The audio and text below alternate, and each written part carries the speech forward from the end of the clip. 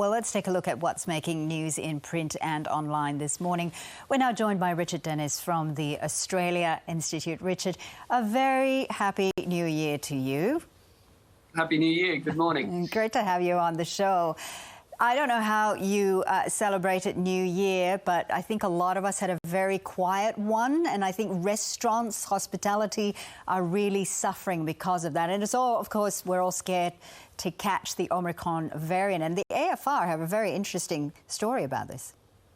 Yeah, look, I did have a quiet New Year's, but I'm not responsible for the downturn. I always do. But look, the restaurant and catering industry, like so much of the Australian economy, are really struggling with the reality of letting it rip. I think the important context here is that the Australian government makes, quite rightly, makes a lot out of how well the Australian economy performed for the last 2 years. When we had lockdowns, when we had all those measures in place, our economy outperformed nearly every other economy in the world. But since we've let it rip, our economy's really struggled. Now, that's not an irony. It's kind of inevitable. Those lockdowns actually slowed the spread and meant that so many things could stay open.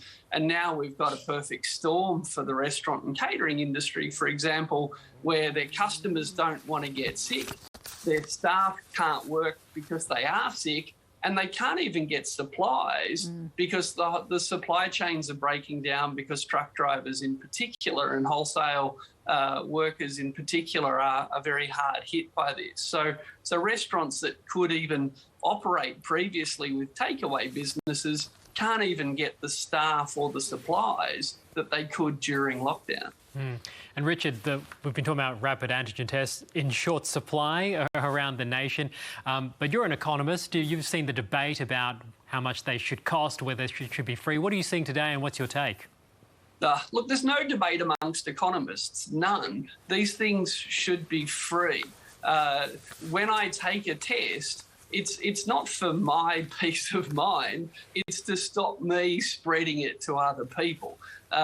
So the economic case for subsidising things like breast cancer screening, bowel screening, all sorts of tests that we always pay for free. Well, when it comes to COVID, the case for making these tests free is so much stronger than that, because while it's actually in the budget's interest to detect bowel cancer and cervical cancer and breast cancer early, well, that's in the budget's interest and it's in my interest, it's in the economy's interest as well that we find out very quickly whether I've got COVID or not. So, look, the economics of this is crystal clear. They should be free.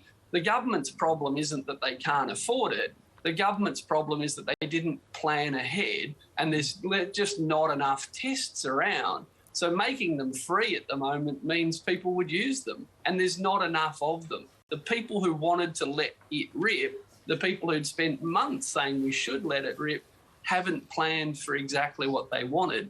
So now we've got both long queues and high prices, sort of two failures of economics. Yeah, it's a really compounding situation. Hey, Richard, we want to move away from the COVID news for just a little while, if we could, and maybe move on to something else like climate change. And we know that the residents of Collaroy in Sydney now, this is a beautiful suburb. It's a seafront suburb, and some beautiful properties in this particular area. But their properties are being threatened by climate change because water is actually washing away these beautiful beaches. Look, that's right. And, up in the northern beaches of Sydney, there were catastrophic storms a few years ago, and you might remember images of swimming pools and hanging out over the sand dunes and houses, nearly getting washed away. This is because of climate change. This is because of rising sea levels. This is because bigger storms combined with higher sea levels cause more damage. And while the Australian government estimates that hundreds of thousands of homes could be inundated this century, what they've done in Collaroy is build this enormous concrete wall to protect a few homes. You can understand why the homeowners want that. But as predicted, what that's done is actually destroy the beach. So, the issue of climate change, it's not really much of a distraction from the issue of COVID. But again, we can see that prevention is better than cure, because when we try and fix these things after they've happened, we get these catastrophic effects and these unintended consequences, like a public beach that people can't walk along anymore. Yeah, it really is quite sad. It's actually a very lovely beach and it has been ruined by that wall. Listen, Richard, it's lovely having you on the show. Thank you so much for being with us, Richard Dennis. Thank you. The bottom 20% get nothing. They're really unfair tax cuts. People want to see much stronger action from the government when it comes to climate change. It's no coincidence that we have a wages crisis in Australia. Transitioning to net zero emissions, it doesn't seem like there's much room for gas.